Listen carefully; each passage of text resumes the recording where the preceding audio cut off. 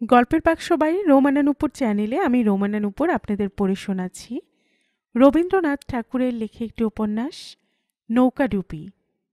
আজ শুনবেন উপন্যাসটির অষ্টম পর্ব। পূর্ণিমার কাছাকাছি একদিন সকালে উঠিয়ে দেখা গেল রাশি রাশি কালো মেঘ দলে দলে আকাশ পূর্ণ করিয়া ফেলিয়াছে। বাতাস এলোমেলো বহিতেছে। বৃষ্টি এক একবার আসিতেছে, আবার এক একবার ধরিয়া গিয়া রৌদ্রের আভাসও দেখা যাইতেছে। মাঝগঙ্গায় আজ আর নৌকা নাই। দু একখানা যা দেখা যাইতেছে তাহাদের উৎকণ্ঠিত ভাব স্পষ্টই বোঝা যায়। জলার্থিনী মেয়েরা আজ ঘাটে অধিক বিলম্ব করিতেছে না। জলের ওপরে মেঘ বিচ্ছুরিত একটি রুদ্র আলোক পড়িয়াছে এবং ক্ষণে ক্ষণে নদিনীর এক তীর হইতে আরেক তীর পর্যন্ত শিহরিয়া উঠিতেছে। স্টিমার যথানিয়মে চলিয়াছে। দুর্যোগের নানা অসুবিধার মধ্যে কোনো মতে কমলার রাঁধাবাড়া চলিতে লাগিল। চক্রবর্তী আকাশের দিকে চাহিয়া কহিলেন, মা, ওবেলা যাহাতে রাঁধিতে না হয় তাহার ব্যবস্থা করিতে হইবে। তুমি খিচুড়ি চড়াইয়া দাও, আমি ইতিমধ্যে রুটি গড়িয়া রাখি। খাওয়া দাওয়া শেষ হইতে আজ অনেক বেলা হইল। দমকা হওয়ার জোর ক্রমে বাড়িয়া উঠিল। নদী ফেনাইয়া ফেনাইয়া ফুলিতে লাগিল। সূর্য অস্ত গেছে কিনা বোঝা গেল না। সকাল সকাল স্টিমার নোঙর ফেলিল। সন্ধ্যা উত্তীর্ণ হইয়া গেল। ছিন্ন বিচ্ছিন্ন মেঘের মধ্য হইতে বিকারের পাংশুবর্ণ হাসির মতো একবার জ্যোৎস্নার আলো বাহির হইতে লাগিল। তুমুল বেগে বাতাস এবং মুষলধারে বৃষ্টি আরম্ভ হইল। কমলা একবার জলে ডুবিয়াছে। ঝড়ের ঝাপটাকে সে অগ্রাহ্য করতে পারে না। রমেশ আসিয়া তাহাকে আশ্বাস দিল, স্টিমারে কোনো ভয় নাই কমলা, তুমি নিশ্চিন্ত হয়ে ঘুমাইতে পারো, আমি পাশের ঘরেই জাগিয়া আছি। দ্বারের কাছে আসিয়া চক্রবর্তী কহিলেন, মা লক্ষ্মী, ভয় নাই। ঝড়ের বাপের সাধ্য কি তোমাকে স্পর্শ করে? ঝড়ের বাপের সাধ্য কত দূর তাহা নিশ্চয় বলা কঠিন, কিন্তু ঝড়ের সাধ্য যে কি তাহা কমলার অগোচর নাই। সে তাড়াতাড়ি দ্বারের কাছে গিয়া ব্যগ্রস্বরে কহিল, খুড়োমশাই, তুমি ঘরে আসিয়া বসো। চক্রবর্তী সসংকোচে কহিলেন, তোমাদের যে এখন শোবার সময় হইল মা, আমি এখন। ঘরে ঠুকিয়া দেখিলেন রমেশ সেখানে নাই। আশ্চর্য হইয়া কহিলেন, রমেশবাবু এই ঝড়ে গেলেন কোথায়? শাকচুরি তো তাহার অভ্যেস নেই। কেও, খুড়ো নাকি? এই যে আমি পাশের ঘরে আছি। পাশের ঘরে চক্রবর্তী উঁকি মারিয়া দেখিলেন রমেশ বিছানায় অর্ধশয়ন অবস্থায় আলো জ্বালিয়া বই পড়িতেছে। চক্রবর্তী কহিলেন, বৌমা যে একলা ভয়ে সারা হইলেন। আপনার বই তো ঝড়কে ডরায় না, ওটা এখন রাখিয়া দিলে অন্যায় হয় না। আসুন এ ঘরে। কমলা একটা দুর্নিবার আবেগবশে আত্মবিস্তৃত হইয়া তাড়াতাড়ি চক্রবর্তীর হাত দৃঢ়ভাবে চাপিয়া রুদ্ধ কণ্ঠে কহিল, না না খুড়ামশাই, না না। ঝড়ের কল্লোলে কমলার কথা রমেশের কানে গেল না, কিন্তু চক্রবর্তী বিস্মিত হইয়া ফিরিয়া আসিলেন। রমেশ বই রাখিয়া এ ঘরে উঠিয়া আসিল। জিজ্ঞাসা করিল, কি চক্রবর্তী খুড়ো, ব্যাপার কি? কমলা বুঝি আপনাকে? কমলা রমেশের মুখের দিকে না চাহিয়া তাড়াতাড়ি বলিয়া উঠিল, না না, আমি উহাকে কেবল গল্প বলিবার জন্য ডাকিয়াছিলাম। কিসের প্রতিবাদে যে কমলা নানা বলিল তাহাকে জিজ্ঞাসা করিলে সে বলিতে পারিত না। এই নার অর্থ এই যে, যদি মনে করো আমার ভয় ভাঙাইবার দরকার আছে, না, দরকার নেই। যদি মনে করো আমাকে সঙ্গ দিবার প্রয়োজন, না, প্রয়োজন নেই। পরক্ষণে কমলা কহিল, খুড়োমশাই, রাত হইয়া যাইতেছে, আপনি শুইতে যান। একবার উমেশের খবর লইবেন, সে হয়তো ভয় পাইতেছে। দরজার কাছ হইতে একটা আওয়াজ আসিল, মা, আমি কাহাকেও ভয় করি না। উমেশ মুড়িসুড়ি দিয়া কমলা দ্বারের কাছে বসিয়া আছে। কমলার হৃদয় বিগলিত হইয়া গেল। সে তাড়াতাড়ি বাহিরে গিয়া কহিল, হ্যাঁ রে উমেশ, তুই ঝড়জলে ভিজিতেছিস কেন? লক্ষ্মী ছাড়া কোথাকার, যা খুড়োমশাইয়ের সঙ্গে শুইতে যা। কমলার মুখে লক্ষ্মী ছাড়া সম্বোধনে উমেশ বিশেষ পরিতৃপ্ত হইয়া চক্রবর্তী খুড়োর সঙ্গে শুইতে গেল। রমেশ জিজ্ঞাসা করিল, যতক্ষণ না ঘুম আসে আমি বসিয়া গল্প করিব কি? কমলা কহিল, না, আমার ভারী ঘুম পাইয়াছে। রমেশ কমলার মনের ভাব যে না বুঝিল তাহা নয়, কিন্তু সে আর দ্বিরক্তি করিল না। কমলার অভিমান ক্ষুণ্ণ মুখের দিকে তাকাইয়া সে ধীরে ধীরে আপন কক্ষে চলিয়া গেল। বিছানার মধ্যে স্থির হইয়া ঘুমের অপেক্ষায় পড়িয়া থাকিতে পারে এমন শান্তি কমলার মনে ছিল না। তবু সে জোর করিয়া শুইল। ঝড়ের বেগের সঙ্গে জলের কল্লোল ক্রমে বাড়িয়া উঠিল। খালাসিদের গোলমাল শোনা যাইতে লাগিল। মাঝে মাঝে ইঞ্জিন ঘরে সারেঙের আদেশসূচক ঘণ্টা বাজিয়া উঠিল। প্রবল বায়ুবেগের বিরুদ্ধে জাহাজকে স্থির রাখিবার জন্য নোঙর বাঁধা অবস্থাতেও ইঞ্জিন ধীরে ধীরে চলিতে থাকিল। কমলা বিছানা ছাড়িয়া কামরার বাহিরে আসিয়া দাঁড়াইল। ক্ষণকালের জন্য বৃষ্টির বিশ্রাম হইয়াছে, কিন্তু ঝড়ের বাতাস শরবিদ্ধ জন্তুর মতো চিৎকার করিয়া দিক বিদিকে ছুটিয়া বেড়াইতেছে। মেঘ সত্ত্বেও শুক্ল চতুর্দশীর আকাশ ক্ষীণ আলোকে অশান্ত সংহার মূর্তি অপরিস্ফুটভাবে প্রকাশ করিতেছে।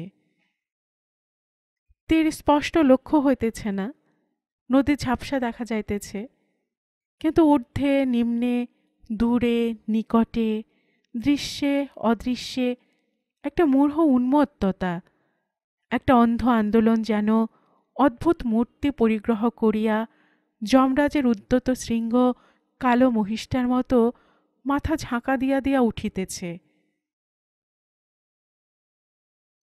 এই পাগল রাত্রি, এই আকুল আকাশের দিকে চাহিয়া কমলার বুকের ভেতরটা যে দুলিতে লাগিল তাহা ভয়ে কি আনন্দে নিশ্চয় করিয়া বলা যায় না। এই প্রলয়ের মধ্যে যে একটা বাধাহীন শক্তি, একটা বন্ধনহীন স্বাধীনতা আছে, তাহা যেন কমলার হৃদয়ের মধ্যে একটা সুপ্ত সঙ্গিনীকে জাগাইয়া তুলিল। এই বিশ্বব্যাপী বিদ্রোহের বেগ কমলার চিত্তকে বিচলিত করিল। কিসের বিরুদ্ধে বিদ্রোহ, তাহার উত্তর কি এই ঝড়ের গর্জনের মধ্যে পাওয়া যায়? না, তাহা কমলার হৃদয় আবেগের মতোই অব্যক্ত। একটা কোন অনির্দিষ্ট অমূর্ত মিথ্যার স্বপ্নের অন্ধকারের জাল ছিন্ন বিচ্ছিন্ন করিয়া বাহির হইয়া আসিবার জন্য আকাশ পাতালে এই মাতামাতি, এই রোষ গর্জিত ক্রন্দন। পথহীন প্রান্তরের প্রান্ত হইতে বাতাস কেবল না না বলিয়া চিৎকার করিতে করিতে নিশীথ রাত্রে ছুটিয়া আসিতেছে। একটা কেবল প্রচণ্ড অস্বীকার। কিসের অস্বীকার তাহা নিশ্চয় বলা যায় না, কিন্তু না, কিছুতেই না, না, না, না। পরদিন প্রাতে ঝড়ের বেগ কিছু কমিয়াছে, কিন্তু একেবারে থামে নাই। নোঙর তুলিবে কিনা এখনো তাহা সারেং ঠিক করিতে পারে নাই। উদ্বিগ্ন মুখে আকাশের দিকে তাকাইতেছে। সকালে চক্রবর্তী রমেশের সন্ধানে কমলার পাশের কামরায় প্রবেশ করিলেন। দেখিলেন রমেশ তখনও বিছানায় পড়িয়া আছে। চক্রবর্তীকে দেখিয়া সে তাড়াতাড়ি উঠিয়া বসিল। এই ঘরে রমেশের শয়ন অবস্থা দেখিয়া চক্রবর্তী গতরাত্রির ঘটনার সঙ্গে মনে মনে সমস্তটা মিলাইয়া লইলেন। জিজ্ঞাসা করিলেন, কাল রাত্রে বুঝি এই ঘরেই শোয়া হইয়াছিল? রমেশ এই প্রশ্নের উত্তর এড়াইয়া কহিল, এ কি দুর্যোগ আরম্ভ হইয়াছে? কাল রাত্রে খুড়োর ঘুম কেমন হইল? চক্রবর্তী কহিলেন, আমাকে নির্বোধের মতো দেখিতে, আমার কথাবার্তাও সেই প্রকারের। তবু এই বয়সে আমাকে অনেক দুরূহ বিষয়ের চিন্তা করিতে হইয়াছে, এবং তাহার অনেকগুলোর মীমাংসাও পাইয়াছি। কিন্তু আপনাকে সবচেয়ে দুরূহ বলিয়া ঠেকিতেছে। মুহূর্তের জন্য রমেশের মুখ ঈষৎ রক্তবর্ণ হইয়া উঠিল। পরক্ষণে আত্মসংবরণ করিয়া একটুখানি হাসিয়া কহিল, দুরূহ হওয়াটাই যে সবসময় অপরাধের তা নয় খুড়ো। তেলুগু ভাষার শিশুপাঠও দুরূহ, কিন্তু ত্রৈলঙ্গের বালকের কাছে তাহা জলের মতো সহজ। যাহাকে না বুঝিবেন তাহাকে তাড়াতাড়ি দোষ দিবেন না, এবং যে অক্ষর না বোঝেন কেবলমাত্র তাহার উপরে অনিমেষ চক্ষু রাখিলেই যে তাহা কোনো কালে বুঝিতে পারিবেন, এমন আশা করিবেন না। বৃদ্ধ কহিলেন, আমাকে মাপ করিবেন রমেশবাবু। আমার সঙ্গে যাহার বোঝাপড়ার কোনো সম্পর্ক নাই তাহাকে বুঝিতে চেষ্টা করাই ধৃষ্টতা। কিন্তু পৃথিবীতে দৈবাৎ এমন এক একটি মানুষ মেলে, দৃষ্টিপাত মাত্রই যাহার সঙ্গে সম্বন্ধ স্থির হইয়া যায়। তার সাক্ষী আপনি ওই দেড়ে সারেংটাকে জিজ্ঞাসা করুন। বৌমার সঙ্গে ওর আত্মীয় সম্বন্ধ ওকে এখনই স্বীকার করিতে হইবে, ওর ঘাড় করিবে, না করে তো ওকে আমি মুসলমান বলিব না। এমন অবস্থায় হঠাৎ মাঝখানে তেলুগু ভাষায় আসিয়া পড়িলে ভারী মুশকিলে পড়িতে হয়। শুধু শুধু রাগ করিলে চলিবে না রমেশবাবু, কথাটা ভাবিয়া দেখিবেন। রমেশ কহিল, ভাবিয়া দেখিতেছি বলিয়াই তো রাগ করিতে পারিতেছি না। কিন্তু আমি রাগ করি আর না করি, আপনি দুঃখ পান আর না পান, তেলুগু ভাষা তেলুগুই থাকিয়া যাইবে। প্রকৃতির এইরূপ নিষ্ঠুর নিয়ম। এই বলিয়া রমেশ একটা দীর্ঘ নিঃশ্বাস ফেলিল। ইতিমধ্যে রমেশ চিন্তা করিতে লাগিল গাজীপুরে যাওয়া উচিত কিনা। প্রথমে সে ভাবিয়াছিল অপরিচিত স্থানে বাসস্থাপন করার পক্ষে বৃদ্ধের সহিত পরিচয় তাহার কাজে লাগিবে, কিন্তু এখন মনে হইল পরিচয়ের অসুবিধাও আছে। কমলার সহিত তাহার সম্বন্ধ আলোচনা ও অনুসন্ধানের বিষয় হইয়া উঠিলে একদিন তাহা কমলার পক্ষে নিদারুণ হইয়া দাঁড়াইবে। তার চেয়ে যেখানে সকলেই অপরিচিত, যেখানে প্রশ্ন জিজ্ঞাসা করিবার কেহ নাই, সেইখানে আশ্রয় লওয়াই ভালো। গাজীপুরে পৌঁছিবার আগের দিনে রমেশ চক্রবর্তীকে কহিল, খুড়ো, গাজীপুর আমার প্র্যাকটিসের পক্ষে অনুকূল বলিয়া বুঝিতেছি না। আপাতত কাশীতে যাওয়াই আমি স্থির করিয়াছি। রমেশের কথার মধ্যে নিঃসংশয়ের সুর শুনিয়া বৃদ্ধ হাসিয়া কহিলেন, বারবার ভিন্ন ভিন্ন রকম স্থির করাকে স্থির করা বলে না, সে তো অস্থির করা। যা হোক, এই কাশী যাওয়াটা এখনকার মতো আপনার শেষ স্থির? রমেশ সংক্ষেপে কহিল, হ্যাঁ। বৃদ্ধ কোনো উত্তর না করিয়া চলিয়া গেলেন এবং জিনিসপত্র বাঁধিতে প্রবৃত্ত হইলেন। কমলা আসিয়া কহিল, খুড়ো মশাই, আজ কি আমার সঙ্গে আরে? বৃদ্ধ কহিলেন, ঝগড়া তো দুই বেলায় হয়, কিন্তু একদিনও তো জিতিতে পারিলাম না। কমলা কহিল, আজ যে সকাল হইতে তুমি পালাইয়া বেড়াইতেছ। চক্রবর্তী কহিলেন, তোমরা যে মা আমার চেয়ে বড় রকমের পলায়নের চেষ্টায় আছো, আর আমাকে পলাতক বলিয়া অপবাদ দিতেছ। কমলা কথাটা না বুঝিয়া চাহিয়া রহিল। বৃদ্ধ কহিলেন, রমেশবাবু তবে কি এখনো বলেন নাই তোমাদের যে কাশী যাওয়া স্থির হইয়াছে? শুনিয়া কমলা হা না কিছুই বলিল না। কিছুক্ষণ পর কহিল, খুড়ো মশাই, তুমি পারিবে না, দাও, তোমার বাক্স আমি সাজাইয়া দিই। কাশী যাওয়া সম্বন্ধে কমলার ওই ঔদাসীন্যে চক্রবর্তী হৃদয়ের মধ্যে একটা গভীর আঘাত পাইলেন। মনে মনে ভাবিলেন, ভালোই হইতেছে, আমার মতো বয়সে আবার নতুন জাল জড়ানো কেন? ইতিমধ্যে কাশী যাওয়ার কথা কমলাকে জানাইবার জন্য রমেশ আসিয়া উপস্থিত হইল। কহিল, আমি তোমাকে খুঁজিতেছিলাম। কমলা চক্রবর্তীর কাপড় চোপড় ভাঁজ করিয়া গুছাইতে লাগিল। রমেশ কহিল, কমলা, এবার আমাদের গাজীপুরে যাওয়া হইল না। আমি স্থির করিয়াছি কাশীতে গিয়া প্র্যাকটিস করিব। তুমি কি বলো? কমলা চক্রবর্তীর বাক্স হইতে চোখ না তুলিয়া কহিল, না, আমি গাজীপুরে যাইব। আমি সমস্ত জিনিসপত্র গুছাইয়া লইয়াছি। কমলার এই দ্বিধাহীন উত্তরে রমেশ কিছু আশ্চর্য হইয়া গেল। কহিল, তুমি কি একলাই যাইবে নাকি? কমলা চক্রবর্তীর মুখের দিকে তাহার স্নিগ্ধ চক্ষু তুলিয়া কহিল, কেন, সেখানে তো খুড়োমশাই আছেন। কমলার এই কথায় চক্রবর্তী কুণ্ঠিত হইয়া পড়িলেন। কহিলেন, মা, তুমি যদি সন্তানের প্রতি এত দুর্পক্ষপাত দেখাও, তাহা হলে রমেশবাবু আমাকে দুচক্ষে দেখিতে পারিবেন না। ইহার উত্তরে কমলা কেবল কহিল, আমি গাজীপুরে যাইব। এ সম্বন্ধে যে কাহারও কোনো সম্মতির অপেক্ষা আছে, কমলার কণ্ঠস্বরে এরূপ প্রকাশ পাইল না। রমেশ কহিল, খুড়ো, তবে গাজীপুরে স্থির। ঝড় জলের পর সেদিন রাত্রে জ্যোৎস্না পরিষ্কার হইয়া ফুটিয়াছে।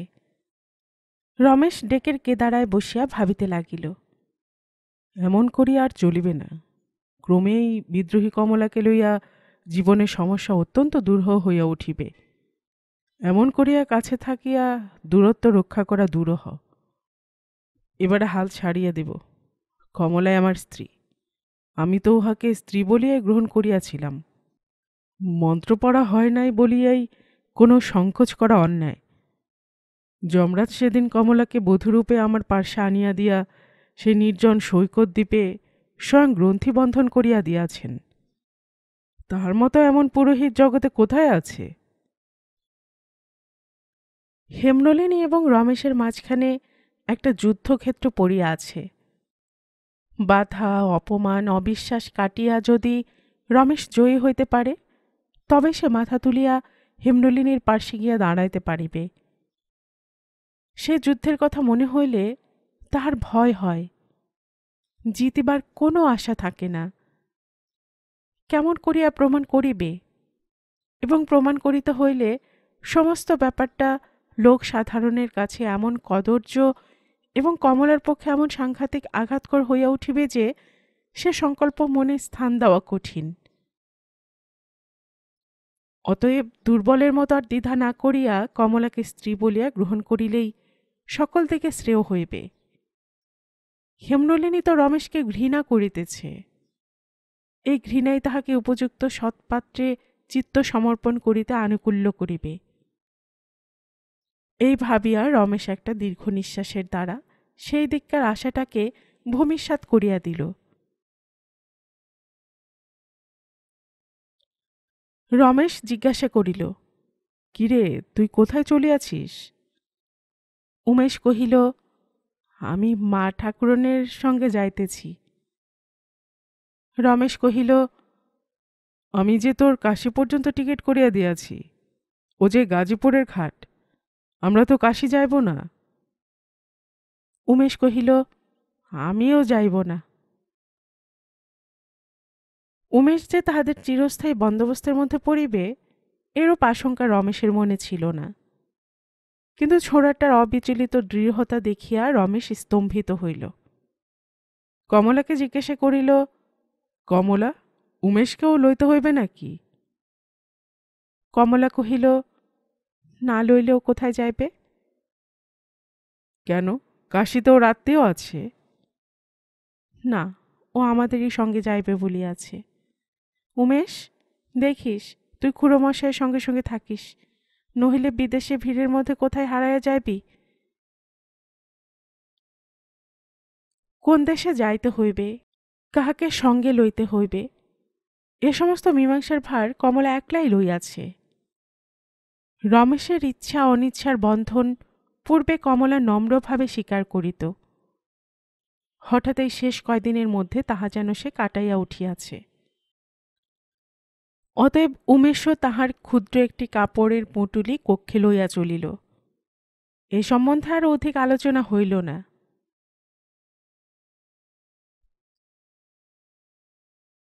শহর এবং সাহেবপাড়ার মাঝামাঝি একটা জায়গায় খুড়োমশায়ের একটা ছোট বাংলো, তাহার পশ্চাতে আমবাগান, সম্মুখে বাঁধানো কূপ, সামনের দিকে অনুচ্চ প্রাচীরের বেষ্টন। কূপের সিঞ্চিত জলে কপি কড়াইশুটির ক্ষেত শ্রীবৃদ্ধি লাভ করিয়াছে। প্রথম দিনে কমলা ও রমেশ এই বাংলোতে গিয়া উঠিল। চক্রবর্তী খুড়ার স্ত্রী হরিভাবিনীর শরীর কাহিল বলিয়া খুড়া লোকসমাজে প্রচার করেন, কিন্তু তাহার দৌর্বল্যের বাহ্য লক্ষণ কিছুই দেখিতে পাওয়া যায় না। তাহার বয়স নিতান্ত অল্প নহে, কিন্তু শক্ত সমর্থ চেহারা। সামনের কিছু কিছু চুল পাকিয়াছে, কিন্তু কাঁচার অংশই বেশি। তাহার সম্বন্ধে জরা যেন কেবলমাত্র ডিক্রি পাইয়াছে, কিন্তু দখল পাইতেছে না। আসল কথা, এই দম্পতিটি যখন তরুণ ছিলেন তখন হরিভাবিনীকে ম্যালেরিয়ায় খুব শক্ত করিয়া ধরে। বায়ু পরিবর্তন ছাড়া আর কোনো উপায় না দেখিয়া চক্রবর্তী গাজীপুর স্কুলের মাস্টারি জোগাড় করিয়া এখানে আসিয়া বাস করেন।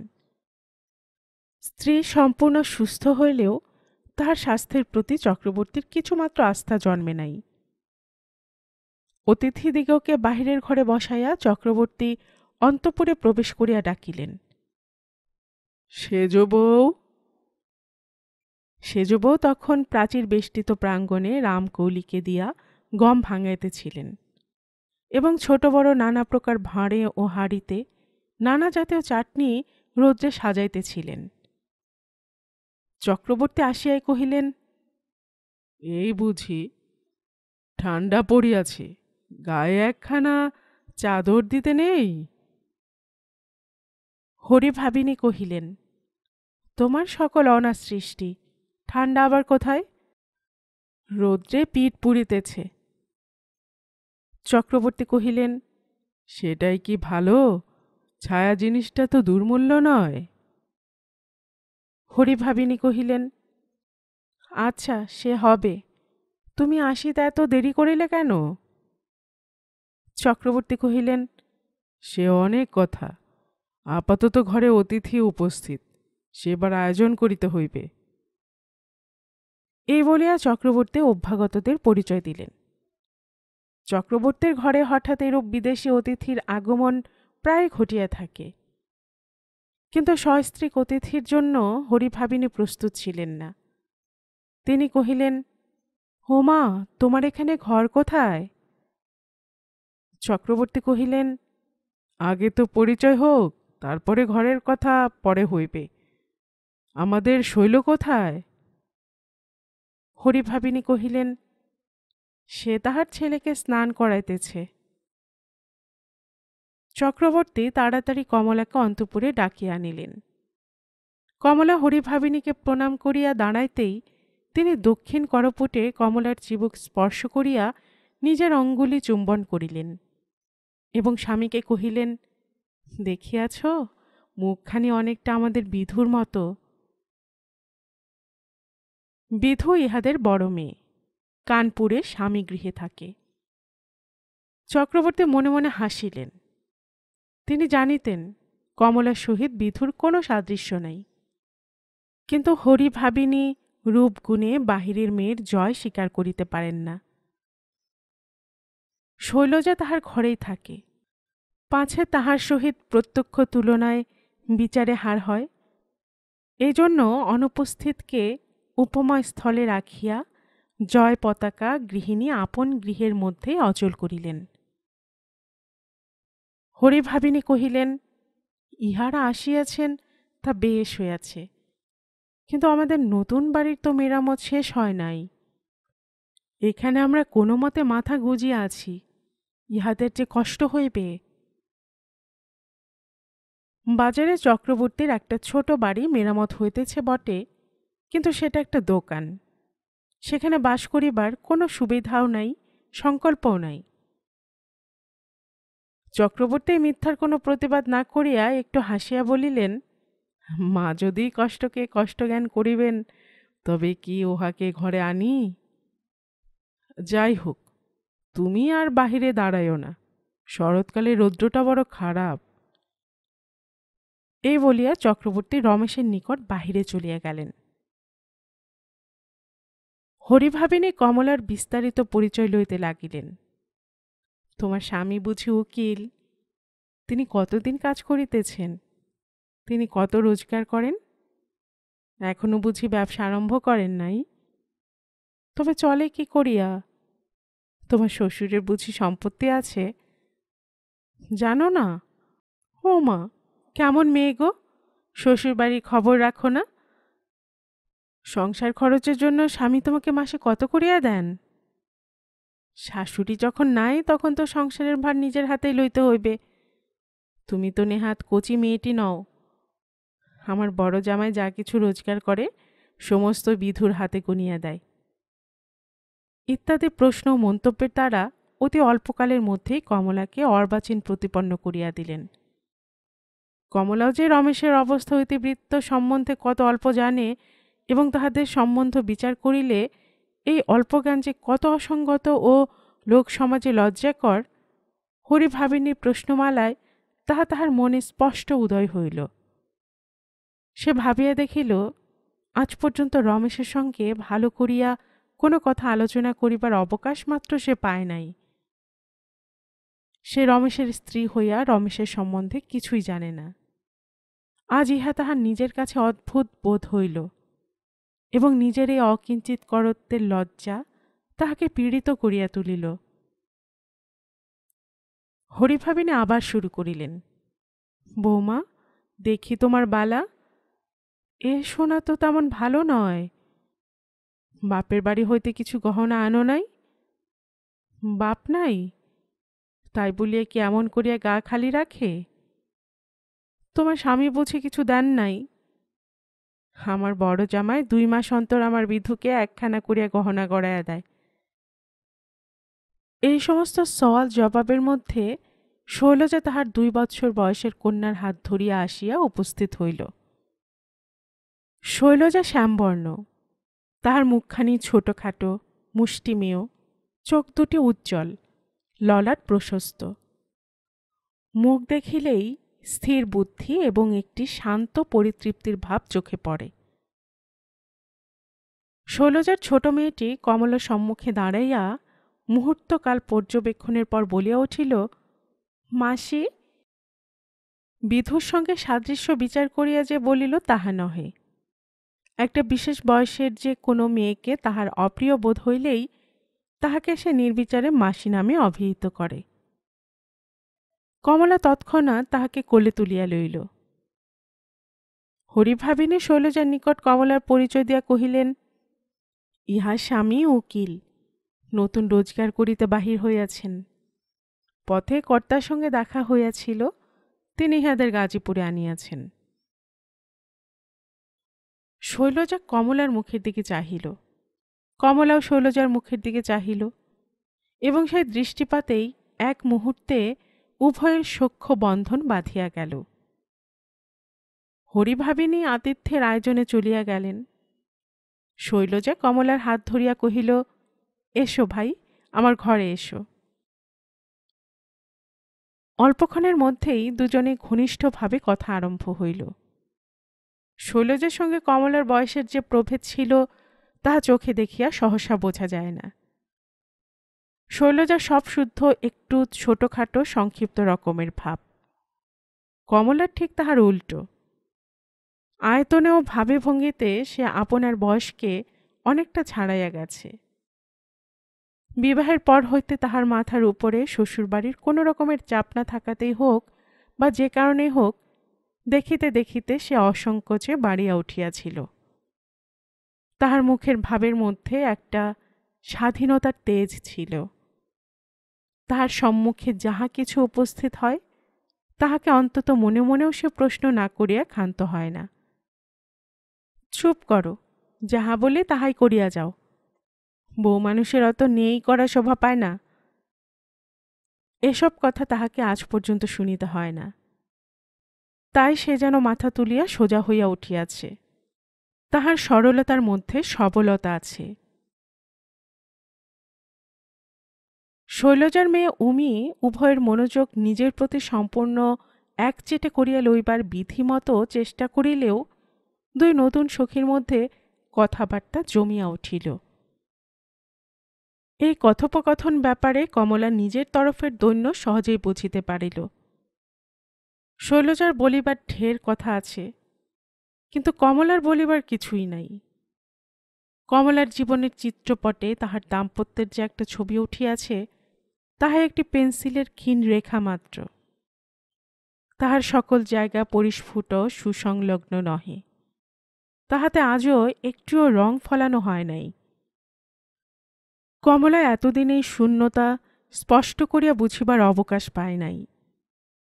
হৃদয়ের মধ্যে অভাব অনুভব করিয়াছে, মাঝে মাঝে বিদ্রোহ ভাবও উপস্থিত হইয়াছে, কিন্তু ইহার চেহারাটা তাহার চোখে ফুটিয়া ওঠে নাই। বন্ধুত্বের প্রথম আরম্ভেই শৈলজা যখন তাহার স্বামীর কথা বলিতে আরম্ভ করিল, যে সুরে শৈলজার হৃদয়ের সব তারগুলি বাঁধা রহিয়াছে, আঙুল পড়িবা মাত্র যখন সেই সুর বাজিয়া উঠিল, তখন কমলা দেখিল কমলার হৃদয় হইতে এ সুরের কোনো ঝঙ্কার দিবার নাই। স্বামীর কথা সে কি বলিবে? বলিবার বিষয়ই বা কি আছে? বলিবার আগ্রহী বা কোথায়? সুখের বোঝাই লইয়া শৈলজার ইতিহাস যেথা হু হু করিয়া স্রোতে ভাসিয়া চলিয়াছে, কমলার শূন্য নৌকোটা সেখানে মাটিতে ঠেকিয়া অচল হইয়া আছে। শৈলজার স্বামী বিপিন গাজীপুরে ওহিফেন বিভাগে কাজ করে। চক্রবর্তীর দুটি মাত্র মেয়ে। বড় মেয়ে তো শ্বশুরবাড়ি গেছে। ছোটটিকে প্রাণ ধরিয়া বিদায় দিতে না পারিয়া চক্রবর্তী একটি নিঃস্ব জামাই বাছিয়া আনিলেন এবং সাহেব সুবাকে ধরিয়া এইখানে তাহার একটা কাজ জুটাইয়া দিলেন। বিপিন ইহাদের বাড়িতেই থাকে। কথা কহিতে কহিতে হঠাৎ এক সময় শৈল বলিল, তুমি একটু বসো ভাই, আমি এখনই আসিতেছি। পরক্ষণে একটু হাসিয়া কারণ দর্শাইয়া কহিল, উনি স্নান করিয়া ভেতরে আসিয়াছেন, খাইয়া অফিসে যাইবেন। কমলা সরল বিস্ময়ের সহিত প্রশ্ন করিল, তিনি আসিয়াছেন তুমি কেমন করিয়া জানিতে পারিলে? শৈলজা কহিল, হাঁ ঠাট্টা করিতে হইবে না, সকলে যেমন করিয়া জানিতে পারে আমিও তেমনি করিয়া জানি। তুমি নাকি তোমার কর্তাটির পায়ের শব্দ চেনো না? এই বলিয়া হাসিয়া কমলার চিবুক ধরিয়া একটু নাড়া দিয়া আঁচলে বদ্ধ চাবির গোছা ঝনাত করিয়া পিঠের উপর ফেলিয়া মেয়ে কোলে লইয়া শৈলজা চলিয়া গেল। পদশব্দের ভাষা যে এতই সহজ তাহা কমলা আজও জানিতে পারে নাই। সে চুপ করিয়া বসিয়া জালনার বাইরে চোখ রাখিয়া তাই ভাবিতে লাগিল। জালনার বাহিরে একটা পেয়ারা গাছে ডাল ছাইয়া পেয়ারার ফুল ধরিয়াছে। সে সমস্ত ফুলের কেশরের মধ্যে মৌমাছির দল তখন লুটোপুটি করিতেছিল। একটু ফাঁকা জায়গায় গঙ্গার ধারে একটা আলাদা বাড়ি লইবার চেষ্টা হইতেছে। রমেশ গাজীপুর আদালতের বিধি অনুসারে প্রবেশ লাভ করিবার জন্য ও জিনিসপত্র আনিতে একবার কলিকাতায় যাইতে হইবে স্থির করিয়াছে, কিন্তু কলিকাতায় যাইতে তাহার সাহস হইতেছে না। কলিকাতার একটা বিশেষ গলির চিত্র মনে উঠিলেই রমেশের বুকের ভেতরটা এখনো যেন কিসে চাপিয়া ধরে। এখনো জাল ছেড়ে নাই, অথচ কমলার সহিত স্বামী স্ত্রীর সম্বন্ধ সম্পূর্ণভাবে স্বীকার করিয়া লইতে বিলম্ব করিলে আর চলে না। এই সমস্ত দ্বিধায় কলিকাতায় যাত্রার দিন পিছায়া যাইতে লাগিল। কমলা চক্রবর্তীর অন্তঃপুরে থাকে। এ বাংলায় ঘর নিতান্ত কম বলিয়া রমেশকে বাহিরের ঘরে থাকিতে হয়। কমলার সহিত তাহার সাক্ষাতের সুযোগ হয় না। এই অনিবার্য বিচ্ছেদ ব্যাপার লইয়া শৈলজা কেবলই কমলার কাছে দুঃখ প্রকাশ করিতে লাগিল। কমলা কহিল, কেন ভাই তুমি এত হাহুতাশ করিতেছ? এমনি কি ভয়ানক দুর্ঘটনা ঘটিয়াছে? শৈলজা হাসিয়া কহিল, ইস, তাই তো, একেবারে যে পাষাণের মতো কঠিন মন, ওসব ছলনে আমাকে ভুলাইতে পারিবে না। তোমার মনের মধ্যে যে কি হইতেছে সে কি আর আমি জানি না? কমলা জিজ্ঞাসা করিল, আচ্ছা ভাই, সত্যি করিয়া বলো, 2 দিন যদি বিপিনবাবু তোমাকে দেখা না দেন তাহলে কি অমনি? শৈলজা সগর্বে কহিল, ইস, 2 দিন দেখা না দিয়া তার নাকি থাকিবার জো আছে। এই বলিয়া বিপিনবাবুর অধৈর্য সম্বন্ধে শৈলজা গল্প করিতে লাগিল। প্রথম প্রথম বিবাহের পর বালক বিপিন গুরুজনের বুজ্য ভেদ করিয়া তাহার বালিকা বধূর সহিত সাক্ষাৎ করিবার জন্য কবে কত প্রকার কৌশল উদ্ভাবন করিয়াছিল, কবে ব্যর্থ হইয়াছিল, কবে ধরা পড়িয়াছিল।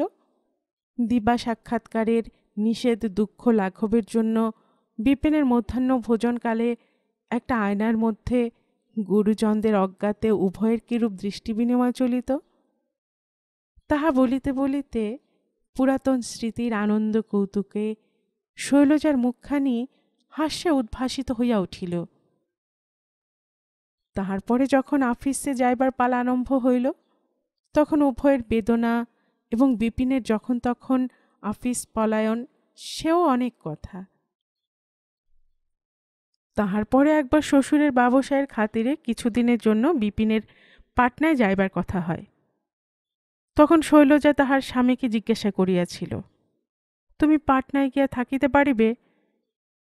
বিপিন স্পর্ধা করিয়া বলিয়াছিল, কেন পারিব না, খুব পারিব। সেই স্পর্ধা বাক্যে শৈলজার মনে খুব অভিমান হইয়াছিল। সে প্রাণপণে প্রতিজ্ঞা করিয়াছিল, বিদায়ের পূর্বরাত্রে সে কোনো মতে লেশমাত্র শোক প্রকাশ করিবে না। কেমন করিয়া সে প্রতিজ্ঞা হঠাৎ চোখের জলের প্লাবনে ভাসিয়া গেল, এবং পরদিনে যখন যাত্রার আয়োজন সমস্ত স্থির, তখন বিপিনের অকস্মাৎ এমনি মাথা ধরিয়া কি একরকমের অসুখ করিতে লাগিল যে যাত্রা বন্ধ করিতে হইল। তাহার পরে ডাক্তার যখন ওষুধ দিয়া গেল, তখন সে ওষুধের শিশি গোপনে নর্দমার মধ্যে শূন্য করিয়া অপূর্ব উপায়ে কি করিয়া ব্যাধির অবসান হইল, এ সমস্ত কাহিনী বলিতে বলিতে কখন যে বেলা অবসান হইয়া আসে, শৈলজার তাহাতে হুঁশ থাকে না। অথচ এমন সময় হঠাৎ দূরে বাহির দরজায় একটা কিসের শব্দ হয় কি না হয়, অমনি শৈল ব্যস্ত হইয়া উঠিয়া পড়ে। বিপিনবাবু অফিস হইতে ফিরিয়াছেন। সমস্ত গল্পহাসির অন্তরালে একটু উৎকণ্ঠিত হৃদয় সেই পথের ধারের বাহির দরজার দিকেই কান পাতিয়া বসিয়াছিল। কমলার কাছে এ সমস্ত কথা যে একেবারে আকাশকুসুমের মতো তাহা নয়। ইহার আভাস সে কিছু কিছু পাইয়াছে। প্রথম কয়েক মাস রমেশের সহিত প্রথম পরিচয়ের রহস্যের মধ্যে যেন এই রকমের একটা রাগিনী বাজিয়া উঠিতেছিল। তাহার পরেও স্কুল হইতে উদ্ধার লাভ করিয়া কমলা যখন রমেশের কাছে ফিরে আসিল, তখনও মাঝে মাঝে এমন সকল ঢেউ অপূর্ব সঙ্গীতে ও অপরূপ নৃত্যে তাহার হৃদয়কে আঘাত করিয়াছে, যাহার ঠিক অর্থটি সে আজ শৈলজার এই সমস্ত গল্পের মধ্য হইতে বুঝিতে পারিতেছে। কিন্তু তাহার এই সমস্তই ভাঙাচোরা, ইহার ধারাবাহিকতা কিছুই নাই। তাহাকে যেন কোনো একটা পরিণাম পর্যন্ত পৌঁছিতে দেওয়া হয় নাই। শৈলজা বিপিনের মধ্যে যে একটা আগ্রহের টান, সেটা রমেশও তাহার মধ্যে কোথায়? এই যে কয়েকদিন তাহাদের দেখাশোনা বন্ধ হইয়া আছে, তাহার মনের মধ্যে এমনি কি অস্থিরতা উপস্থিত হইয়াছে, এবং রমেশও তাহাকে দেখিবার জন্য বাহিরে বসিয়া বসিয়া কোনো প্রকার কৌশল উদ্ভাবন করিতেছে, তাহা কোনো মতে বিশ্বাসযোগ্য নহে। ইতিমধ্যে যেদিন রবিবার আসিল, সেদিন শৈলজা কিছু মুশকিলে পড়িল। তাহার নতুন সখীকে দীর্ঘকাল একেবারে একলা পরিত্যাগ করিতে তাহার লজ্জা করিতে লাগিল। অথচ আজ ছুটির দিন, একেবারে ব্যর্থ করিবে এত বড় ত্যাগশীলতাও তাহার নাই। এদিকে রমেশবাবু নিকটে থাকিতেও কমলা যখন মিলনে বঞ্চিত হইয়া আছে, তখন ছুটির উৎসবে নিজের বরাদ্দ পুরো ভোগ করিতে তাহার ব্যথাও বোধ হইল। আহা, যদি কোনো মতে রমেশের সহিত কমলার সাক্ষাৎ ঘটাইয়া দেওয়া যায়। এই সকল বিষয় লইয়া গুরুজনদের সহিত পরামর্শ চলে না, কিন্তু চক্রবর্তী পরামর্শের জন্য অপেক্ষা করিবার লোক নহেন। তিনি বাড়িতে প্রচার করিয়া দিলেন, আজ তিনি বিশেষ কাজে শহরের বাহিরে যাইতেছেন। রমেশকে বুঝাইয়া গেলেন যে বাহিরের লোক আজ কেহ তাহার বাড়িতে আসিতেছে না। সদর দরজা বন্ধ করিয়া তিনি চলিয়া যাইতেছেন। এই খবর তাহার কন্যাকেও বিশেষ করিয়া শুনিয়া দিলেন। নিশ্চয় জানিতেন কোন ইঙ্গিতের কি অর্থ। তাহা বুঝিতে শৈলজার বিলম্ব হয় না। স্নানের পর শৈলজা কমলাকে বলিল, এসো ভাই, তোমার চুল শুকাইয়া দেই। কমলা কহিল, কেন, আজ এত তাড়াতাড়ি কিসের? শৈলজা কহিল, সে কথা পরে হইবে, তোমার চুলটা আগে বাঁধিয়া দেই। বলিয়া কমলার মাথা লইয়া পড়িল। আজ বিনানির সংখ্যা অনেক বেশি। খোপা একটা বৃহৎ ব্যাপার হইয়া উঠিল। তাহার পরে কাপড় লইয়া উভয়ের মধ্যে একটা বিষম তর্ক বাঁধিয়া গেল। শৈলজা তাহাকে যে রঙিন কাপড় পরাইতে চায়, কমলা তাহা পরিবার কারণ খুঁজিয়া পাইল না। অবশেষে শৈলজাকে সন্তুষ্ট করিবার জন্য পড়িতে হইল। মধ্যাহ্নে আহারের পর শৈলজা তাহার স্বামীকে কানে কানে কি একটা বলিয়া ক্ষণকালের জন্য ছুটি লইয়া আসিল। তাহার পরে কমলাকে বাহিরের ঘরে পাঠাইবার জন্য পীড়াপিড়ি পড়িয়া গেল। রমেশের কাছে কমলা ইতিপূর্বে অনেকবার অসংকোচে গিয়াছে। এ সম্বন্ধে সমাজে লজ্জা প্রকাশের যে কোনো বিধান আছে তাহা জানিবার সে কোনো অবসর পায় নাই। পরিচয়ের আরম্ভেই রমেশ সংকোচ ভাঙিয়া দিয়াছিল। নির্লজ্জতার অপবাদ দিয়া ধিক্কার দিবার সঙ্গিনীও তাহার কাছে কেহ ছিল না। কিন্তু আজ শৈলজার অনুরোধ পালন করা তাহার পক্ষে দুঃসাধ্য হইয়া উঠিল। স্বামীর কাছে শৈলজা যে অধিকারে যায় তাহা সে জানিয়াছে। কমলা সে অধিকারের গৌরব যখন অনুভব করিতেছে না, তখন দীনভাবে সে আজ কেমন করিয়া যাইবে? কমলাকে যখন কিছুতেই রাজি করা গেল না, তখন শৈল মনে করিল রমেশের পরে সে অভিমান করিয়াছে। অভিমান করিবার কথাই বটে। কয়টা দিন কাটিয়া গেল, অথচ রমেশবাবু কোনো ছুতা করিয়া একবার দেখা সাক্ষাতের চেষ্টাও করিলেন না। বাড়ির গৃহিণী তখন আহার আনতে ঘরে দুয়ার দিয়া ঘুমাইতেছিলেন। শৈলজা বিপিনকে আসিয়া কহিল, রমেশবাবুকে তুমি আজ কমলার নাম করিয়া বাড়ির মধ্যে ডাকিয়া আনো। বাবা কিছু মনে করিবেন না, মা কিছু জানিতেই পারিবেন না। বিপিনের মতো চুপচাপ মুখচোরা লোকের পক্ষে এরূপ দৌত্য কোনো মতেই রুচিকর নহে।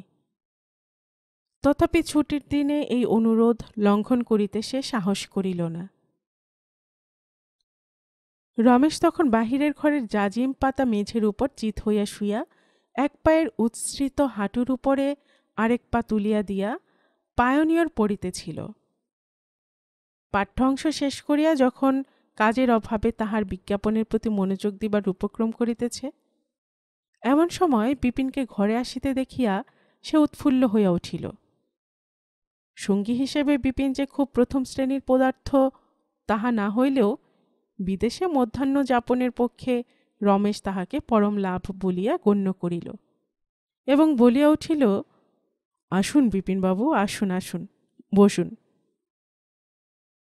বিপিন না বসিয়াই একটুখানি মাথা চুলকাইয়া বলিল, আপনাকে একবার ইনি ভেতরে ডাকিতেছেন। রমেশ জিজ্ঞাসা করিল, কে, কমলা? বিপিন কহিল, হ্যাঁ। রমেশ কিছু আশ্চর্য হইল। রমেশ পূর্বে স্থির করিয়াছে কমলাকে সে স্ত্রী বলিয়াই গ্রহণ করিবে, কিন্তু তাহার স্বাভাবিক দ্বিধাগ্রস্ত মন তৎপূর্বে কয়দিন অবকাশ পাইয়া বিশ্রাম করিতেছে। কল্পনায় কমলাকে গৃহিণী পদে অভিষিক্ত করিয়া সে মনকে নানা প্রকার ভাবী সুখের আশ্বাসে উত্তেজিত করিয়াও তুলিয়াছে। কিন্তু প্রথম আরম্ভটাই দুরূহ।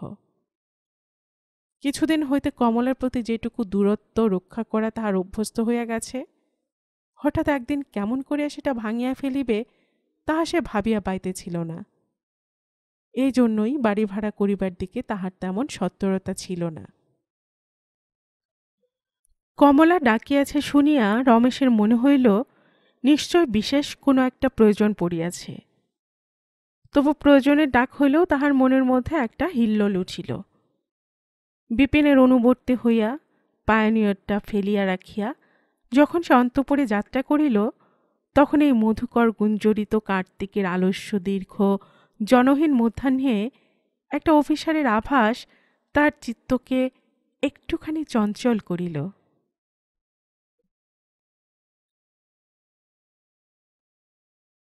গল্পের বাক্স বাই রোমানা নূপুর চ্যানেলে এতক্ষণ আপনারা শুনছিলেন রবীন্দ্রনাথ ঠাকুরের লেখা একটি উপন্যাস নৌকাডুবি এর ৮ম পর্ব। এর পরে আসছে ৯ম পর্ব।